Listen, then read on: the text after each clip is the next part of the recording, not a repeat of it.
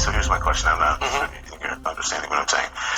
You didn't have to come here, right? You said this to dialogue. And if you didn't come here, I would respect that. Right. And then I would say that is, and maybe there's a reason because we invited other people on. And it's my point. They did not think that it would be good for them to appear because they were concerned about, losing something or their reputation or being called out on television or what have you. So, and I respect that because maybe they're correct in that. Yeah. So do you get what I'm saying? Absolutely. And so let me answer that. Why would I risk whatever credibility I've gained over years in ministry with a community that I've come from? Why would I risk it? Would it be for a photo op? That's what I'm asking. Why? Why would I went because I believe I was sent. I believe that my faith have to go to the White House.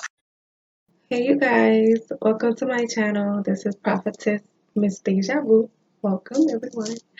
And today we're going to be talking about the situation with John Gray, meeting with the president, and a lot of people, especially in the Black community, was not so happy about this, and I just wanted to talk about the interview on CNN with Lamont, with Don, when he interviewed John Gray. And my thoughts on it is just, he said the Lord sent him. And if all of us are dividing ourselves, they're over there, we're over here, and we're just rah, like, how are we going to get anything accomplished? Yes, some of the things that the president does, I don't agree with. None of us, well, most of us don't agree with it. I totally get it. But in order for change,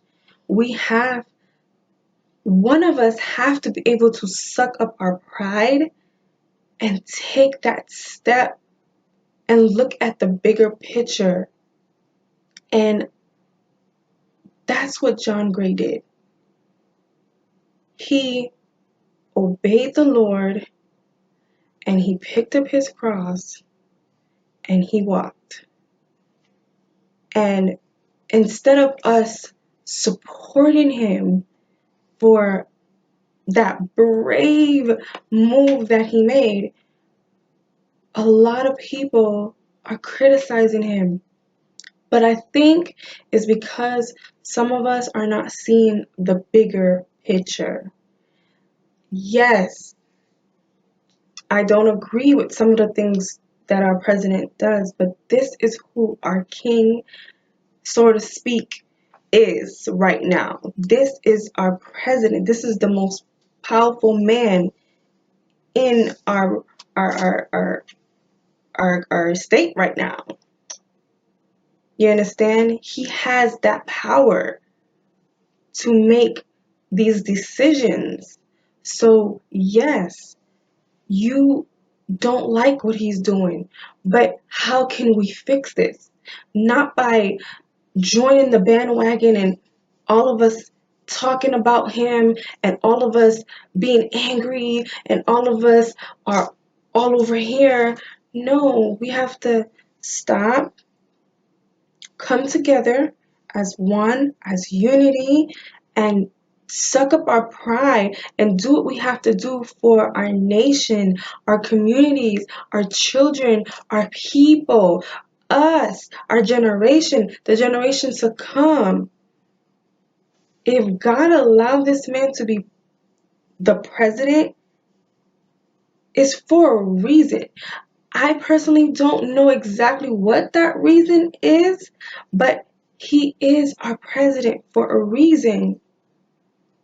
And I feel like we should all be praying for him. Yes, some people's like praying for him. I'm looking at the bigger picture. We have to pray for him. I do not agree with the majority of the things that man does. I do not. But we are the hands and feet of Christ. We are the body of Christ. We have to be able to take that stand, we have to be able to put our feelings and our pride to the side and do what's best for our people, our community, our nation. And if this is what we have to do, then so be it. And John Gray took that step that a lot of us did not even have the opportunity or could not even do. John Gray, with his influence, with his power, with his authority, he had that chance right in his hand and he took it. I personally feel like that was a smart move of him. Yes, he's getting a lot of backlash, a lot of negativity for it. But if you guys just stop for a second and just take yourself outside of the situation and look at the bigger picture of this, it was for prison reform. Okay? It was for some kind of partnership, some kind of change. And it starts somewhere, you know? So I just was very displeased with the interview with with with Lamont, because he called himself a man of faith. And that really stuck with me, because if you're a man of faith, we're supposed to love each other. We're supposed to cover one another. If there's something that you don't agree with, something that you're not happy about, you pull your brother or your sister aside and you let them know about how you feel. You don't bash them down even more. And that's exactly what you did to John Gray, what you did to your brother. Like, that was totally set up. That was totally vengeance. That was totally, you were in for the kill. And you kept cutting him off, barely letting him finish what he had to say. And he kept repeating himself. I I did what others could not do, what others didn't have the opportunity to do. I did it for prison reform, some kind of change. Yes, it may not have went the way they expected it to go, but he's telling you the Lord sent him. You understand? And he is African American trying to make a change. You're supposed to big that up. You're not supposed to knock him down, knock him down. No, you're supposed to pull your brother up. You're supposed to help your brother. You're supposed to help your sister. And what you did to him, you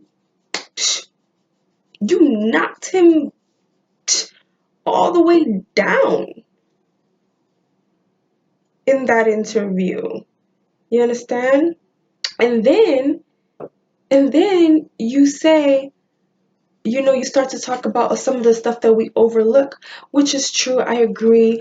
A lot of stuff, with the old-fashioned Christian and not talking about this, not talking about that, or some Christian criticizing people for certain things. Well, when you said, about, adultery and gays, I kind of felt like you were trying to throw a shot there, but